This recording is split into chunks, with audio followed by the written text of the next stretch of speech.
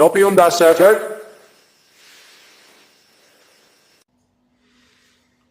Friends, మీకు ఒక అద్భుతమైన ఆశికలు చెప్తాను ఇప్పుడు. సుబ్బారావ మజాక. సుబ్బారావు ఏం చేశాడంటే వెళ్ళక అమెరికా వెళ్ళేట. మన సుబ్బారావు అమెరికా వెళ్తే అక్కడ పాపం పన్ను నొప్పి వచ్చింది. పన్ను నొప్పి భరించలేక ఒక డెంటిస్ట్ దగ్గరికి వెళ్ళట. ఎందుకైనా మంచిదని ముందే అడిగట, ఎంత తీసుకుంటారు? నిజమైన తెలుగువారు ఎవరైనా అంతే కదా, $1200 తీసుకుంటాను అన్నట్టు డాక్టర్.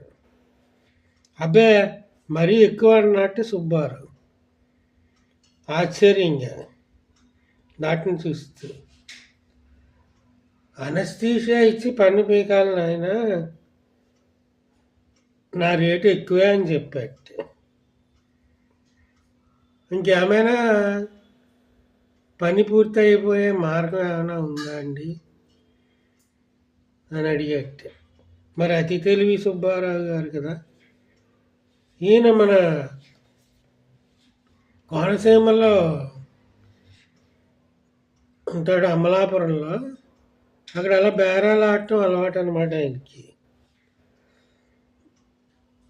ఏది పన్ను పీకడానికి, లేకపోతే ఎక్కడ తక్కువ అయితే అక్కడ పీకించుకోవటం అది అలవాటు.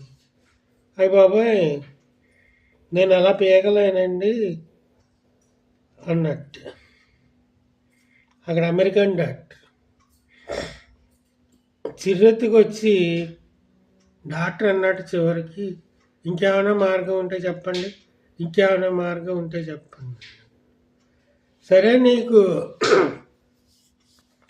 మత్తి ఇవ్వకుండా పీకేస్తాను అని చేత $300 అయితే సరిపోతుంది ఆయన.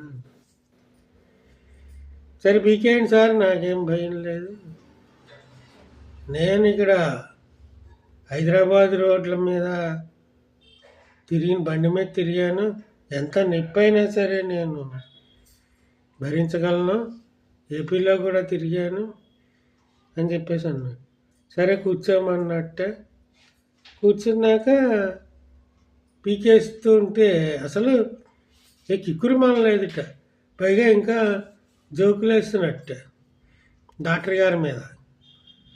ఏంట్రా బాబు అనుకుని ఆశ్చర్యంగా కూర్చుని, సరే ఈ పీకేశాడు, ఏమో మందులు రాశాడు, వెళ్ళిపోయామన్నాడు. సరే ఈ విషయం గురించి మన వీళ్ళు డాక్టర్లు అంతా కలుస్తారనమాట. సాయంత్రం అప్పుడు చోట కలిసేసరికి అడిగితే ఇదో ఈ వీర సుబ్బారావు గురించి డాక్టర్ గారు చెప్పాడు. చెప్తే అక్కడ ఉన్న పక్కన ఫ్రెండ్ ఇంకో డాక్టర్ ఉన్నారు, ఆయన శామ్యూల్ అని. ఆయన ముందు అసలు అతను నా దగ్గరికి వచ్చాడు రా బాబు, ఎనస్థీషియా ఇస్తాను ఇచ్చి ఇంజక్షన్ చేసి అక్కడ కూర్చోమన్నాను, బయట కూర్చుని మళ్ళీ కనపడలేదు, నీ దగ్గరికి వచ్చి బిగించేసుకున్నాడా అన్నాడు. ఇదనమాట ఈ సుబ్బారావు అతి తెలివైనటువంటి కార్యక్రమం. అంటే ఎంత, $900 మిగించుకున్నాడు.